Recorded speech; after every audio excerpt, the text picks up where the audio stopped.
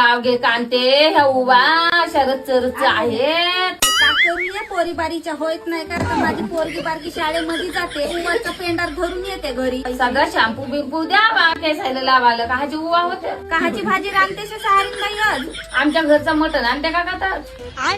ये माझे माय लगेच दिवस झाले ये सारीन बाई मी मटन नाही खाल्लू ना चिकन नाही खाल्लू काहीच नाही खाल्लू ये बापा असा माझी जीभची रव रव रव रव करताय. तो तरी माझा नवरा एक दिवस जबरदस्तीनं श्रावण सोमवार मध्ये नाही का मटण आणलं ना. आता श्रावण सोमवार सरला तर माकू तोंड्या आणत नाहीये मटण. असा खाऊसा लागत आहे बापा. लगेच दिवस झाले श्रावण सोमवारही गेला गणपती गेला तरी मटण नाही टिकली माझ्या तोंडाला.